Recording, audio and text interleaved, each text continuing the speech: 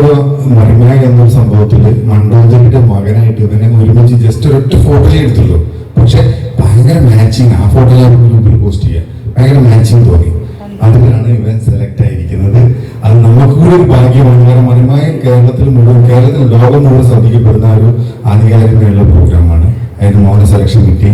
ഈ മോന്റെ പ്രത്യേകത എന്താ വെച്ചാൽ നമ്മളുടെ എന്ത് പ്രോഗ്രാം ഉണ്ടെങ്കിലും അവിടെയൊക്കെ മോൻ എത്താറുണ്ട്. അതാണ് ഏറ്റവും വലിയ സത്യം. കാരണം നമ്മുടെ എല്ലാ പരിപാടി അപ്പൊ നല്ലൊരു കൈയ്യടി നമുക്ക് മോൻ കൊടുക്കാം. അപ്പൊ മോൻ പറയും നമ്മളോട് എന്താണ് അവനുണ്ടായ അനുഭവം, എന്താണ് അവനുണ്ടായ എല്ലാ സംഭവവും മോൻ പറയും. വലുതായിട്ട് പറയാനൊന്നുമില്ല, പക്ഷെ സാധാരണ ഞാൻ കേട്ടിട്ട് അറിഞ്ഞിട്ടുള്ളൂ. ഈ സിനിമ മേഖലയിൽ അല്ലെങ്കിൽ ഷൂട്ടിങ് അങ്ങനത്തെ മേഖലയിൽ പോകുമ്പോൾ ചെറിയ ബുദ്ധിമുട്ട്, അതായത് സെലക്ട് ചെയ്യാനും എല്ലാത്തിനും കുറച്ച് കഷ്ടമുണ്ടെന്ന് അറിയാം. പക്ഷെ ഞാൻ അവിടെ പോയപ്പോഴേക്കും ഇപ്പോൾ ഉണ്ണിയങ്ങൾ എൻ്റെ അടുത്ത് ഉണ്ടായിരുന്നു. അപ്പോൾ വിനോദ് സാറിൻ്റെ അടുത്ത് ഉണ്ണിയങ്ങൾ എന്നെ പരിചയപ്പെടുത്തി കൊടുത്തപ്പോൾ എനിക്കത് ധൈര്യമായി. അപ്പോൾ വിനോദ് സാറും പറഞ്ഞു എന്താണ് അവന് എനിക്കറിയാം, ഉണ്ണി പരിചയപ്പെടുത്താന്നാണ് എനിക്കറിയാന്നൊക്കെ പറഞ്ഞു.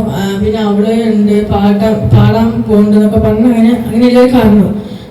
അതിനും കൂടെ തമാശ അവിടെ പോയി നോക്കിയപ്പോൾ എല്ലാവർക്കും ഉണ്ണിയങ്ങളിൽ അറിയാം. ഞാൻ പറഞ്ഞു ഞാൻ വരുന്നതിന് വന്നാലും ഉണ്ണിയങ്ങളിൽ കയറൊക്കെ അങ്ങനെ പറഞ്ഞപ്പോൾ അപ്പൊ പിന്നെ എന്താണ് ആർക്കൊന്നും നോക്കാനില്ല. പിന്നെ മിഥുൻ സാറ് എന്താണ് വിളിച്ചപ്പോഴേക്ക് പിന്നെ നീ പോയിട്ട് കോസ്റ്റ്യൂം മാറിയിട്ട് വന്നോ, അവരെല്ലാവരും വിളിച്ചു വന്നു.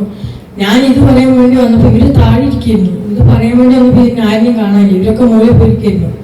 അപ്പൊ ഞാൻ ഉണ്ണിയങ്ങളിൽ അച്ഛനെയും കുറെ പ്രാവശ്യം വിളിച്ചു, അപ്പൊ കിട്ടിയില്ല. ശരി എന്തെങ്കിലും ഷൂട്ടിന് എന്തെങ്കിലും ഇതായിരിക്കും പറഞ്ഞിട്ട് ഞാൻ അങ്ങനെ പോയി.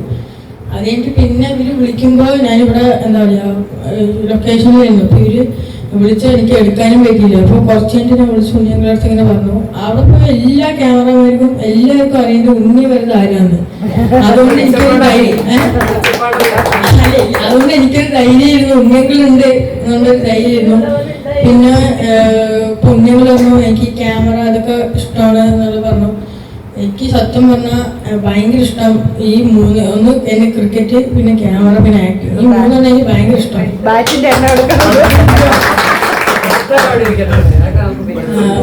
ആദ്യമായിട്ട് ഞാൻ ക്യാമറ പിടിച്ച ഉണ്ണിയങ്ങളുടെ ക്യാമറയാണ്. അതുകൊണ്ടാണ് ഞാൻ ഈ ഫീൽഡിലെത്തി. എനിക്ക് അങ്ങനെ മനസ്സിൽ വരുന്നത് ഉണ്ണിയങ്ങളുടെ ക്യാമറ പിടിച്ചോണ്ട് ഒരു ക്യാമറ മുന്നിലെത്തി ഞാൻ.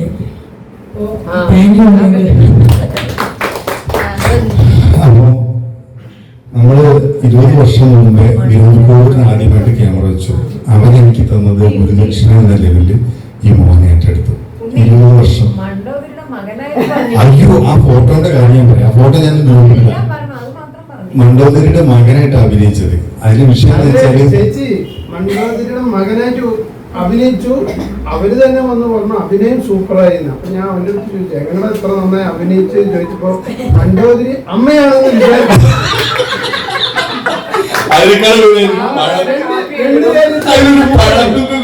രണ്ട് കാര്യം സൂപ്പറായി. ഒന്ന് മണ്ടോദരി അമ്മയാണ്, ശ്രുതിയാണെന്ന് വിചാരിച്ചു. അപ്പൊ എങ്ങനെയാണ് നമ്മുടെ അടുത്ത് പെരുമാറിയതോ അതേപോലെ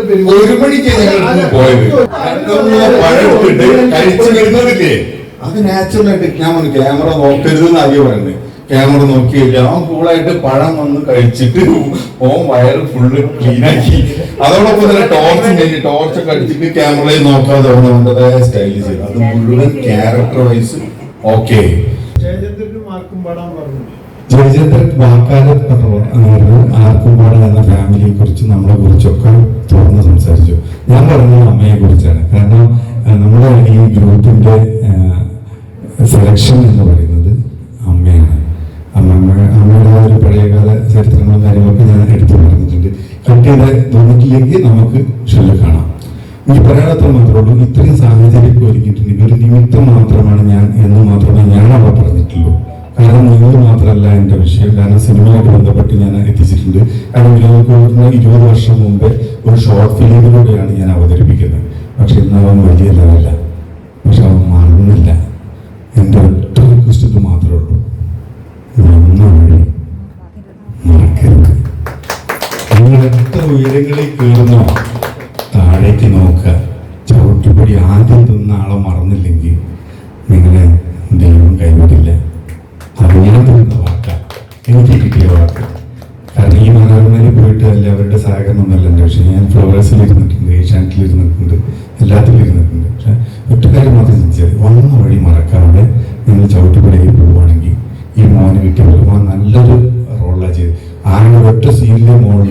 പക്ഷെ വിനോദം ഞാൻ പറയണ ഒരു സീനിലൊക്കെ വെറുതെ പിടിച്ചു നിർത്തി. കാരണം 5 മണിക്ക് വെക്കറ്റ് ചെയ്യാൻ വേണ്ടി നിൽക്കുമ്പോൾ ഇയാൾ എന്നെ തന്തൊക്കെ വിളിച്ചില്ല എന്നുള്ളൂ. ബാക്കിയൊക്കെ എന്നെ വിളിച്ചിട്ടുണ്ട്. ഞാൻ പറയും ആദ്യമൊരു സംഖ്യ ശ്രുതിയുടെ ചായ വെക്കാൻ പോയി. എന്തൊക്കെ കുരുകുലുണ്ടാക്കി അറിയോ ഈ ചങ്ങനെ 4 മണിക്ക് ഞാൻ വിളിക്കുക. എടാ അച്ഛൻ തെറി പറഞ്ഞ എന്താ ചെയ്യാ? എന്താണ് പറഞ്ഞ ഫോണില് എന്റെ അടുത്ത് അവര് പറഞ്ഞു എന്നെ വിളിച്ചോണ്ടേ ഇരിക്കണേ, നീ വേണമെങ്കിൽ പോയിക്കോ. അപ്പൊ ഞാൻ പറഞ്ഞു അവര് പോയാലും ഞാൻ നാളത്തെ ട്രെയിനിങ് ഞാൻ നമ്മളുടെ കൂടെ വന്നു കഴിഞ്ഞാൽ ഫ്രണ്ട്സിനെ കണ്ട നമ്മളെ വഴിയിൽ അത് ആദ്യം ഒരു ഷൂട്ട് ഉണ്ടായിരുന്നു. ആദ്യം വന്നിട്ട് അതായത് ഒരു വീടിന്റെ ഒരു ഇതായിരുന്നു, സ്ഥലത്തിന്റെ പറ്റിയുള്ള ഒരു പ്രശ്നമായിരുന്നു. അപ്പൊ അതില് എന്താണ് ഞാനും പിന്നെ അച്ഛനും ഇവരല്ല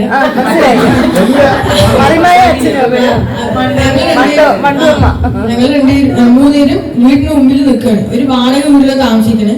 പക്ഷെ ഞങ്ങള് വീട് കെട്ടാനുള്ള സ്ഥലമൊക്കെ ഉണ്ട്, കെട്ടില്ല. എന്തോ ഭയങ്കര അഭിപ്രായങ്ങൾ ചോദിച്ച് കെട്ടുന്ന ഒരാളാണ് എന്റെ അച്ഛൻ. അങ്ങനത്തെ ഒരു ക്യാരക്ടർ. അപ്പൊ കോൺട്രാക്ടർ കുറച്ചിങ്ങനെ ഒരു പ്രശ്നത്തിന്റെ ഒരു ഇതായിരുന്നു. അപ്പൊ അത് കഴിഞ്ഞിട്ട് അടുത്തൊരു ഷൂട്ട് ഉണ്ട് പറഞ്ഞവര്. അതെ, അപ്പൊ ഞാൻ പറഞ്ഞു ഓക്കെ ഞാൻ നിന്നപ്പോഴേക്കും ഉന്നങ്ങൾ എന്നെ വിളിച്ചു. എന്റെ ഫോണ് സൈലന്റ് എയറോപ്ലെയിൻ മോഡിലായിരുന്നു, എടുക്കാൻ പറ്റിയില്ല. അപ്പൊ അവിടുത്തെ ഒരു പുള്ളിനെ ഉന്നങ്ങൾ വിളിച്ചിട്ട് പറഞ്ഞു എടാ ഇവിടെ ഇവരിങ്ങനെ പറഞ്ഞോണ്ടിരിക്കുന്നു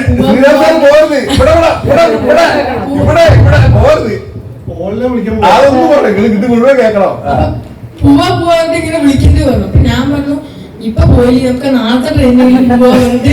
ഞാൻ അച്ഛൻ പറഞ്ഞു എടാ പിന്നെയും ചെയ്യാലോ, നീ വാ പറഞ്ഞു. അപ്പൊ ഞാൻ പറഞ്ഞു ഞാൻ വരില്ല പറഞ്ഞിട്ട് ഞാൻ അവിടെ നിന്നു. അത് കഴിഞ്ഞിട്ട് ഞങ്ങൾക്ക് 6 മണിക്കായിരുന്നു അടുത്ത ഷൂട്ട്. പക്ഷെ കുറച്ച് ഈ ചെറിയതായിട്ട് മഴ അവിടെ ചാറി. അപ്പൊ കുറച്ച് ലേറ്റ് ആയി.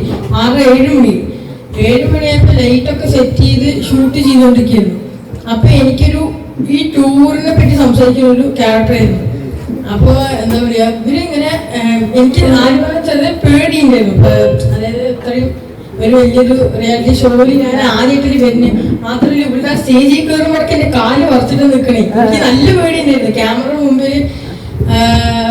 പിന്നെ എനിക്ക് ആദ്യത്തെ സീൻ ഇതായപ്പോ എനിക്ക് മെയിൻ ആയിട്ടുള്ള പേടി എന്താ പറഞ്ഞാൽ ഇവരുടെ ഭാഷ എനിക്ക് ചിരി വരുമെന്നാണ് എനിക്ക് പേടി. ഈ വിനോദ് ഗോപുരും പിന്നെ മണികണ്ഠൻ സാറും ഇവര് പറയുന്നതായിട്ട് എനിക്ക് ചിരി വരും. അപ്പൊ എനിക്ക് അതായിരുന്നു പേടി. ഞാൻ അങ്ങനെ ചിരി അടക്കി പിടിച്ചിങ്ങനെ നിൽക്കുന്നു. അപ്പൊ മാത്രല്ല ഒരു സീനിൽ വന്നിട്ട് അച്ഛൻ ഇങ്ങനെ അഭിപ്രായം ചോദിക്കുമ്പോ അമ്മ പറയാൻ പോകുന്നുണ്ട്. അപ്പൊ ഞാൻ ചോദിക്കും എന്താണ് അമ്മയുടെ അഭിപ്രായം പറഞ്ഞ അമ്മയെ പറയും. അപ്പൊ പറയുമ്പോ അമ്മ ഒരു എന്താ കുന്തെന്നൊക്കെ പറഞ്ഞു. എനിക്കത് ആ ആക്ഷൻ അത് പറയുന്നതായിട്ട് ചിരി വന്നു. എന്തോ പറയും ബാക്കിൽ ക്യാമറ ഇല്ല, ചിരിച്ചിട്ട് തിരിഞ്ഞത് ഇല്ലെങ്കിൽ ക്യാമറ മുമ്പിൽ ചിരിച്ചു. അപ്പൊ അത് കഴിഞ്ഞിട്ട് ഉള്ളിലത്തെ ഷൂട്ടാണ്. ഉള്ളിലത്തെ ഷൂട്ടില് എന്താ പറയാ ഉള്ളിലത്തെ ഷൂട്ടില് മിഥുൻ സാർ പറഞ്ഞു ഒരു ഇതേപോലത്തെ ടേബിൾ ഉണ്ട്, അതിന്റെ മുകളിൽ ഇരുന്നിട്ട് ഇങ്ങനെ വിളിക്കണം അമ്മേ. ഈ ടൂറിന്റെ കാര്യം സംസാരിക്കാൻ വിളിക്കുമ്പോ അമ്മ എന്നെ വിളിച്ചു കഴിഞ്ഞിട്ട് എന്താണൊക്കെ പണ്ടിങ്ങനെ വരുന്നുണ്ട്. അപ്പൊ നമുക്ക് ഊട്ടിക്കൊക്കെ പോയാലോ എന്നിട്ട് ഇങ്ങനെ സംസാരിച്ചോണ്ടിരിക്കുമ്പോ എന്റെ അച്ഛനെയും കൊണ്ട് പോയിക്കാൻ ഇന്നൊന്നും അവിടെ എത്തില്ല, ഊട്ടിയിൽ എന്താണ് ഏതാന്നൊക്കെ അച്ഛൻ അങ്ങോട്ട് ഇങ്ങോട്ട് ചോദിച്ച് അങ്ങനെ പിന്നെ നിന്റെ കേറ്റുള്ളൂ. അപ്പൊ ഈ എന്താ പറയാ ഇതിലൊന്നും നമുക്ക് പോകാൻ പറ്റില്ല പറഞ്ഞു. അപ്പോഴേക്കും മാമൻ വരുന്നുണ്ട്. ഇപ്പൊ അമ്മ പറഞ്ഞു മാമന്റെ അടുത്ത് ഇങ്ങനത്തെ കാര്യം പറഞ്ഞപ്പോ ഞാൻ പറഞ്ഞു മാമനെ പറ്റി ഇപ്പൊ ആലോചിച്ചാലെന്നൊക്കെ പറഞ്ഞു. അപ്പോഴാണ് എന്താണ് മാമൻ നിന്നിപ്പോ അമ്മ എന്താണ് ഏതൊരു സ്കൂളിലേക്ക് മാറ്റാൻ പോകാൻ അതിനെ പറ്റി നിനക്ക് എന്താ അഭിപ്രായം? ആകെ മൊത്തം ഈ സീനിലുള്ള മൊത്തം അഭിപ്രായം മാത്രമേ ഉള്ളൂ ഈ ഒരു എപ്പിസോഡില്. അപ്പൊ എന്താണ് അഭിപ്രായം പറഞ്ഞ ഞാൻ പിന്നെ ആ ഒരു ഇതില് സൈലന്റ് ആയിട്ട് സൈഡിൽ ഇരിക്കണം എന്നാണ് അയാൾ പറഞ്ഞത്. അപ്പൊ ഞാൻ ഇരിക്കാൻ വേണ്ടി ഇവര് ഡയലോഗ് പറഞ്ഞോണ്ടിരിക്കണേ. എനിക്കിങ്ങനെ വെറുതെ ഇരിക്കാനും പറ്റില്ല. വെറുതെ ഇരുന്നതിന് അവര് ഒരു അടുത്ത എനിക്ക് എന്താ വരാൻ പോണ ഞാൻ ആലോചിച്ചിരിക്കണ പോലെ തോന്നുന്നുണ്ട്. അങ്ങനെ കുറച്ച് ചെയ്തു. ഇത് ഇവരെ കൊണ്ട് തന്നെ സംസാരിപ്പിച്ച എന്തിനാന്ന് വെച്ചാല് നമ്മൾ ശ്രേയനെ മാത്രമേ കണ്ടിട്ടുള്ളൂ. പക്ഷെ ശ്രേയന്റെ ഒപ്പം സ്ഥിരമായിട്ട് ഇവിടെ ഇവനൊപ്പം പാടാൻ വരുന്ന ഇവർക്ക് വേണ്ടിയിട്ട് പാടാൻ വരുന്ന ഇവരെ നിങ്ങൾ കണ്ടിട്ടില്ല. ആർക്കൊപ്പം എന്ന ഫാമിലിക്ക് പറയാനുള്ളത് നിങ്ങളെ കണ്ടിട്ടുള്ളൂ. നിങ്ങളൊപ്പമുള്ള ഒരുപാട് പേരെ നിങ്ങൾക്ക് ഇനിയും കാണാനുണ്ട്. നല്ല കഴിവുള്ള ആളുകൾ ഇനിയും പുറത്തുണ്ട്. അവരെ മുഴുവൻ നമുക്ക് ഈ ഒരു ഗ്രൂപ്പിലേക്ക് കൊണ്ടുവരണം. എന്നെ തെറി പറഞ്ഞപ്പോൾ ഞാൻ ഒറ്റ വാക്കേ പറഞ്ഞില്ല. 5 മണിക്ക് വെക്കേറ്റ് ചെയ്താലും എക്സ്ട്രാ 500 രൂപയോ 1000 രൂപയോ ഞാൻ എൻ്റെ പോക്കറ്റിൽ നിർത്തി കൊടുക്കാം. 8 മണിക്ക് അവൻ വരിക, അവൻ എന്ത് തേര് വന്നാലും ഞാൻ നോക്കിക്കോളാം. ഞാനത് തുറന്നു പറഞ്ഞു. അത് പുള്ളി കട്ടൻഡറായിട്ട് കാര്യങ്ങൾ ഡീൽ ചെയ്യുന്നൊരു വ്യക്തിയാണ്. എന്ത് എക്സ്പ്രസ് വന്നാലും ഞാൻ നോക്കിക്കോളാം എന്ന് വാക്ക് പറഞ്ഞതിൻ്റെ അടിസ്ഥാനത്തിൽ പോയി ഒരു റൂം വെക്കേറ്റ് ചെയ്ത് ഞങ്ങൾ എല്ലാവരും കൂടി ഒരു റൂമിലേക്ക് മാത്രം മാറി. അങ്ങനെയാണ് 2 റൂം വെക്കേറ്റ് ചെയ്തിട്ട് ഒരു റൂമിലേക്ക് മാറിയത്. ഇവിടെ എനിക്ക് എടുത്ത് പറയാനുള്ള ഒരു കാര്യം വെച്ചാൽ 2 ദിവസം ഞാൻ സ്റ്റുഡിയോ അടച്ചിട്ട് ഇവരൊപ്പം പോയിട്ടുണ്ടെങ്കിൽ ശ്രേയക്കുട്ടി എന്ന് പറയുമ്പോൾ രാവിലെ എഴുന്നേറ്റിട്ട് ഇവനോട് ചോദിച്ച ഒരു ചോദ്യം ഞാൻ ഇവിടെ ആവർത്തിച്ച് പറയാണ്. ഉണ്ണിയങ്ങൾ എപ്പോഴാ വരിക? ഉണ്ണിയങ്ങൾ എത്ര മണിക്ക് വരും? ഉണ്ണിയങ്ങൾ വരുന്നില്ലേ? ഉണ്ണിയങ്ങൾ വരുന്നില്ലേ? അങ്ങനെ ചോദിച്ചു. ഉണ്ണിയങ്ങൾ വരുന്നില്ലേ? ഉണ്ണിയങ്ങൾ വരുമോ? ആ ഒരു ചോദ്യം മാത്രമാണ് ഞാൻ അവരോടൊപ്പം പോകാൻ വേണ്ടി തയ്യാറായത്. അപ്പൊ ആ കുട്ടിയുടെ മനസ്സിൽ ഞാൻ കയറിയിട്ടുണ്ടെങ്കിൽ, അല്ലെങ്കിൽ ആ കുട്ടി എന്നെ ചേർത്ത് വെച്ച് പോകാൻ ആഗ്രഹിച്ചിട്ടുണ്ടെങ്കിൽ, എനിക്ക് 2.5 വയസ്സിൽ മരിച്ചുപോയ എനിക്കൊരു മകളുണ്ട്. ഇപ്പൊ എനിക്കൊരു മകൻ മാത്രമേ ഉള്ളൂ. എൻ്റെ വൈഫും മകളും മരിച്ചു പോയതാണ്. അപ്പൊ 2.5 വയസ്സിൽ മരിച്ച എൻ്റെ മകളെ എനിക്ക് നഷ്ടപ്പെട്ടിട്ടുണ്ടെങ്കിൽ ദൈവം ചിലപ്പോൾ ഗുരുവായൂരപ്പൻ ഞാൻ ഇവിടെ തന്നെ വെച്ചിട്ടുണ്ട്. കാരണം ഞാൻ അയാളെ ട്രസ്റ്റ് ചെയ്തിട്ടാണ് ഈ സാധനങ്ങളൊക്കെ കൊണ്ടുവന്നത്. അപ്പോൾ ആ മകളുടെ ഒരു ഫീൽ എനിക്ക് കിട്ടാനുള്ള ഒരു നിമിത്തമായിട്ട് ഈ യാത്രയും ഈ 2 ദിവസവും മാറി എന്നതാണ് സത്യം. അത് ഈ കുടുംബത്തിന് മുൻപാകെ പറയുമ്പോൾ എനിക്ക് അഭിമാനം മാത്രമേ ഉള്ളൂ. കാരണം രാത്രി 2:30 മണിക്ക് ഇറങ്ങുമ്പോഴും അത് എൻ്റെ മകളെ ഞാൻ എടുത്ത് തോളിലിട്ട് നടക്കുമ്പോൾ എനിക്ക് കിട്ടുന്ന ഫീലാണ്. ശ്രേയക്കുട്ടിനെ ഞാൻ തോളിലിട്ടിട്ടാണ് ആ റെയിൽവേ സ്റ്റേഷനിൽ പുറത്തേക്ക് വന്നത്. അതെനിക്ക് ദൈവം തന്ന ഒരു നിധിയാണ്. അതോടൊപ്പം എൻ്റെ മകളുടെ വിഷയം വന്ന സമയത്ത് ഈ ഗ്രൂപ്പിലുള്ള ഇക്ബാൽ സാറും ഷക്കി മാഡും അവിടെ പോയി അത് ഡീൽ ചെയ്തു. അവരോട് നന്ദിയും കടപ്പാടും ഞാൻ അറിയിക്കാൻ. ഒക്കെ എനിക്ക് കിട്ടിയത് എനിക്ക് ഈ ഗ്രൂപ്പിൽ നിന്നാണ്. അപ്പൊ ഈ ഗ്രൂപ്പ് എനിക്ക് എൻ്റെ ഒരു കുടുംബം തന്നെയാണ്. അതൊന്ന് സ്ഥാപിക്കാൻ വേണ്ടിയിട്ടാണ്. ഒപ്പം ഇത്തരം മക്കൾ നമ്മളൊപ്പം തന്നെ ഉണ്ട്. അവരെ കൂടി നമ്മൾ ചേർത്ത് പിടിക്കണം. കഴിവുള്ള ഒരുപാട് പേര് നമ്മുടെ ഗ്രൂപ്പിലുണ്ട്. ചങ്ങാതിമാരായിട്ടാണ് ഇവര് വന്നിട്ടുണ്ട്. പുതിയതായിട്ട് ഒരാൾ വന്നിട്ടുണ്ട്. ഞങ്ങൾ ചങ്ങാതിമാരൊരു വിഷയം എന്ന് വെച്ചാൽ നിങ്ങൾക്ക് എന്തോ പറയാനുണ്ട്, എനിക്ക് കേൾക്കാൻ സമയമുണ്ട് എന്നാണ് ഞങ്ങളുടെ തീം. ഞങ്ങൾ ഏകദേശം 7000-ഓളം കുട്ടികളെ കേട്ടിട്ടുണ്ട്. 360-ലധികം കുട്ടികളെ സൂയിസൈഡ് ടെൻഡൻസിന്ന് കുട്ടികളെ അങ്ങനെയല്ല, കുട്ടികളെ കേൾക്കുക എന്ന് പറയും. കുട്ടികളെ കേൾക്കുക എന്ന് പറഞ്ഞാൽ കുട്ടികൾക്ക് പറയാനുള്ളത് കേൾക്കുന്ന ഒരു പരിപാടിയാണ്. അപ്പോൾ 365 കുട്ടികളോളം ഞങ്ങൾ സൂയിസൈഡിൽ നിന്ന് തിരിച്ചു കൊണ്ടുവന്നിട്ടുണ്ട്. ഞങ്ങൾ അനുഭവമാണ് പറയുന്നത്. അപ്പൊ അതിൽ ഈ മോനെ കേട്ടത് കൊണ്ടാണ് ഇവന്റെ മനസ്സ് രാത്രി എനിക്ക് അറിയാൻ പറ്റിയത്. പക്ഷെ അവൻ ഇന്ന് ലോകം അറിയപ്പെടുന്ന ഒരു എപ്പിസോഡിൽ എത്ര കാലം കഴിഞ്ഞാലും ആ എപ്പിസോഡിൽ ഇവനുണ്ടാവും. പിന്നെ മറ്റൊരു കാര്യം